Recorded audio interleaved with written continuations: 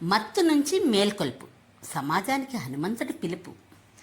మతం ఒక మత్తు వంటిదని చాలామంది వ్యాఖ్యానిస్తారు.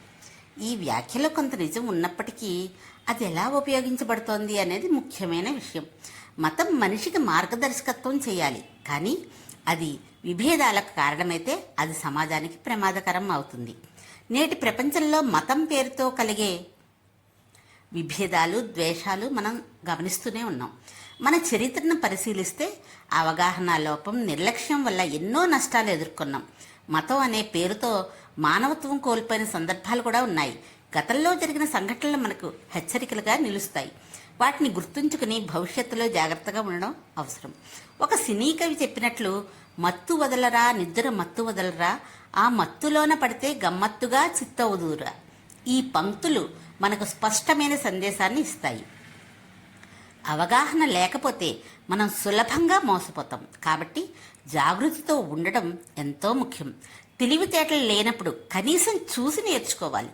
ప్రపంచంలో ఏం జరుగుతోందో గమనించాలి. అపాయాన్ని దాటడానికి ఉపాయం వెతకాలి. చీకటి వచ్చినప్పుడు వెలుతురు కావాలి. ముందు చూపు లేని వ్యక్తి ఎప్పుడూ ప్రమాదంలో పడే అవకాశం ఉంటూనే ఉంటుంది. అలసత్వం, నిర్లక్ష్యం మనలను నిజాన్ని గ్రహించకుండా చేస్తాయి. సుందరకాండలో హనుమంతుడు చూపిన ధైర్యం, వివేకం మనకు ఒక మార్గదర్శకం.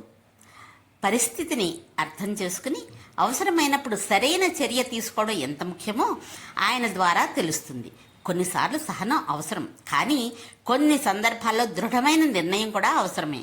అందుకే మనం ఎప్పుడూ అప్రమత్తంగా ఉండాలి.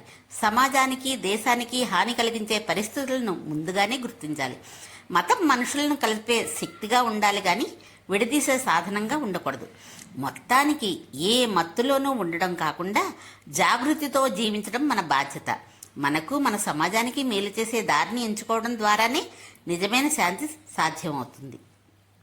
శుభమస్తు. రచన తేరాల రాజేంద్ర ప్రసాద్ గుప్తా.